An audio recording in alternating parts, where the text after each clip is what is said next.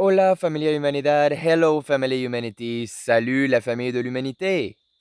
Aujourd'hui, today, hoy, I am at Dos Pilas, right here in those ruins, stairs with lots of hieroglyphics. It reminds me of Copang with the big stairway because there's one, two, three stairway here, three remains of stairway with lots of glyph. And I'm about to tell you the story of Dos Pilas, the neighbor of Aguateca. So let's dive right into it. Should we? Let's go.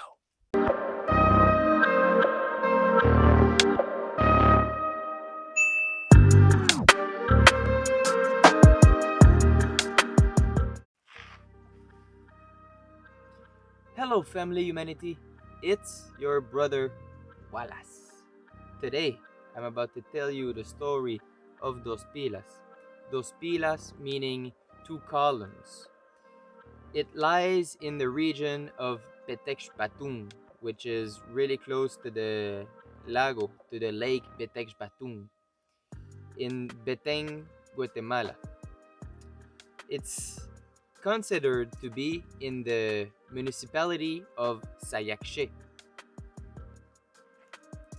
Neighbor to the other Maya site called Aguateca, Dosebal lies 8 kilometers away from the border of Mexico, and it's between two rivers, the one called Passion Rivers and the one called Salina Rivers.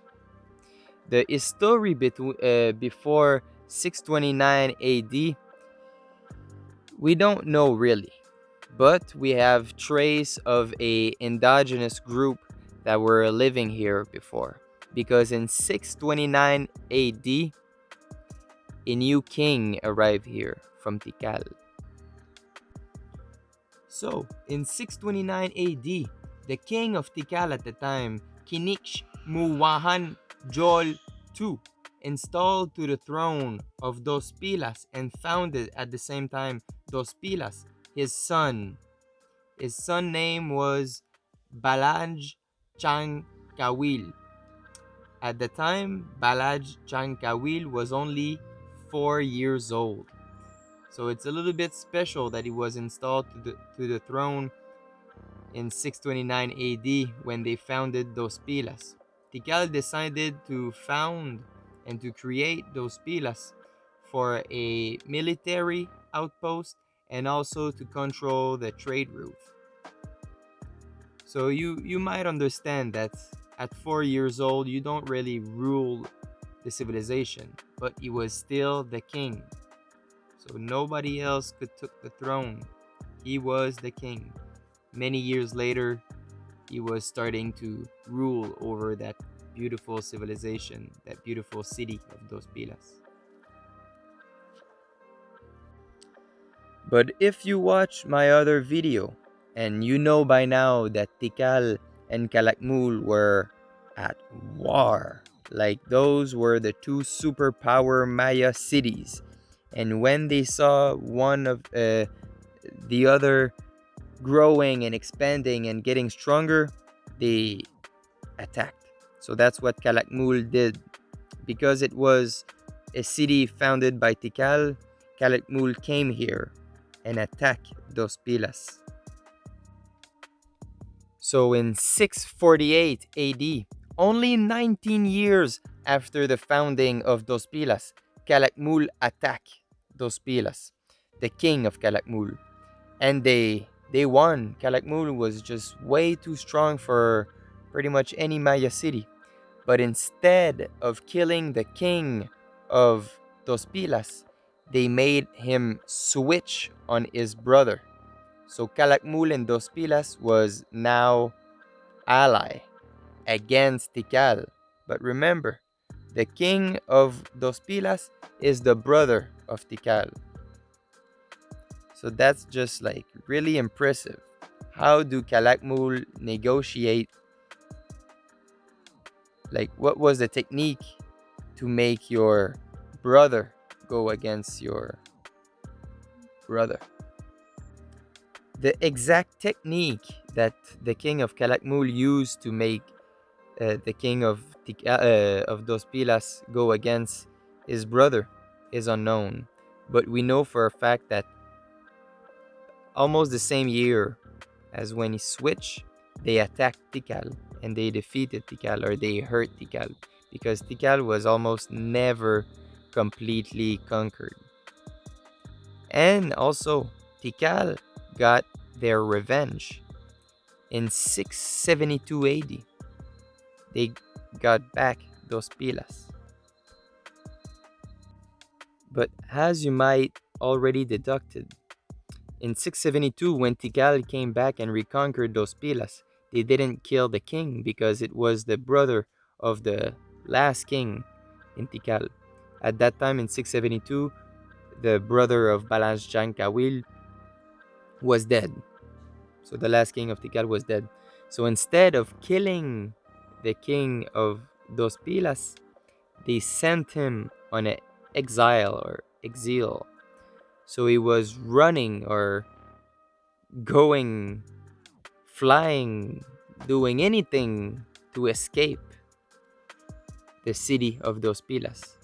And the story says that he was trying to get back to Calakmul to tell them that, hey, we've been reconquered and I'm not the king anymore. Then, in 695 AD, Tikal finally won against Calakmul, because from the beginning, Calakmul had a lot more victories over Tikal. But in 695 AD, Tikal was able to capture the king of Calakmul. If you listen to the story of Tikal, you will know what happened next, but that sent Calakmul into a gigantic decrease in activity. They almost never got back to the strong Calakmul that they were before. And also at the same time, the founding king of Dos Pilas, Balanch Chankawil, died and was replaced by one of his sons. Now it was a prosperous period for Dos Pilas, and by 735 AD, they were powerful enough to attack the much larger city called Cebal. Watch the other video. They also attacked Yachiclan, which is in modern-day Mexico, or on the border of Mexico and Guatemala, El Chorro, Acul, and Cancuen. Cancuen is another site that I will visit tomorrow. I need to do a 2 hours and 30-minute motorcycle ride. So, Dos Pilas, they grew really rapidly at that time, and they were really, really strong, conquering, winning every battles. And every time they won and they captured the king, we don't know exactly if they killed all the king or sacrificed all the king, but it is said that in Stairway 3, I don't know if it's that one on the next side over there, if it's this one, or if it's this one over there, but it is said that the story is told of every king that they captured. So that's really interesting. But when you play with fire and you're trying to be the big dog and conquer every city, eventually it will come back into your face. Like they say, when you spit in the air, it comes back into your face. All right, I think they say that. So in 761, all the cities that was conquered and the king were captured, they rebelled against Dos Pilas. And at that time, Dos Pilas was completely abandoned because they had too much heat, too many cities that wanted to attack Dos Pilas. So everyone from Dos Pilas was relocated in Aguateca, the site that I visited antes ayer, the day before yesterday. So you can watch that video to have more explanation of that site, Aguateca. But they relocate over there because it was a lot easier to defend the city and to defend their people. So they allied with Aguateca. They were even more powerful, and the site of Aguateca is a lot easier to defend, like I said. So this is the story of Dos Pilas. I hope you guys loved it. I hope you loved those stairway. You can go and look at the other video of the tour site. There's tons of stela here. It's really beautiful. And those stairway are really impressive, really special, really unique. I've only saw something similar in Copang in Honduras. So if you've learned something from this story, if you connected some dots, if you want to know more, if you just want to show some love to your brother Wallace, you can click the little like button. Maybe it's here, maybe it's here. I don't know how the video, I don't know if it's switching side. But you can click that button here and that button there. Like and subscribe and like.